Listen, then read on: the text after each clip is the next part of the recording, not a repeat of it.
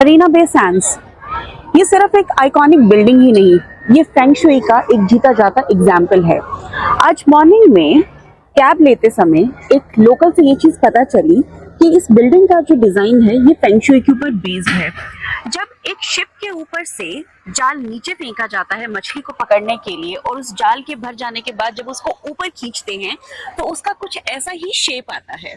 It means ये building represent करती है मछलियों से भरे हुए नेट को।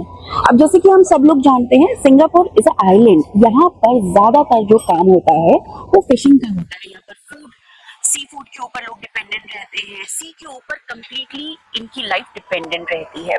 सो यहाँ पर फेंग शुई में इस चीज को बहुत अच्छे से ध्यान रखा गया है। साथ ही एक बहुत इंटरेस्टिंग सी चीज है इसमें नोटिस करने के लिए, जो शिप पूरा बना स्ट्रेट नहीं है, वो थोड़ा सा टिल्टेड है। टिल्टेड शिप एक्चुअली एक ग्रोथ को, एक प्रोग्रेस को शो कर रहा है। साथ ही ये जो 3 टॉवर्स हैं, ये बेसिकली चाइनीज में इसे 3 टॉवर ऑफ जॉय कहा जाता है। यानी कि ये जो 3 टॉवर्स हैं ये सिंगापुर के 3 टॉवर्स ऑफ जॉय हैं। एक और इंटरेस्टिंग फैक्ट आपको बताती हूँ, ये आपको हैंड जैसा एक स्ट्रक्चर नजर आ रहा होगा।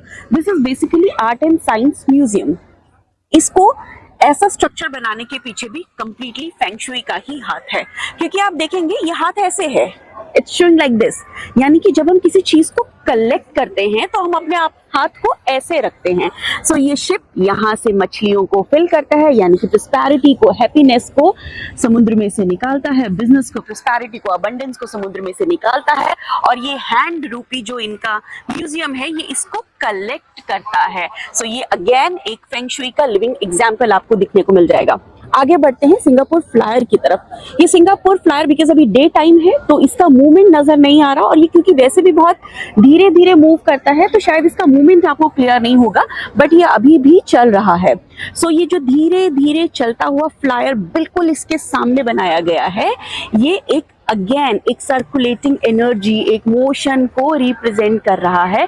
साथ ही ये इनके लिए वेल्थ मैग्नेट का काम कर रहा है। सो आप देख रहे हैं क्या ब्यूटीफुल कनेक्टिविटी बीच में बन रही है। आई मीन ये पूरा का पूरा देश फेंग शुई के हिसाब से ही डिजाइन किया गया है। पहले एक जो समुद्र में से मछलियां निकालती है, देन एक हैंड की फॉर्म का एक म्यूजियम जो एक कलेक्ट करता है उस अबंडेंस को, उस खुशी को, उस बिजनेस को, उस प्रोस्पेरिटी को, देन उसके आगे वो फ्लायर जो उसको एक सर्कुलेशन मूवमेंट के अंदर डाल देता है।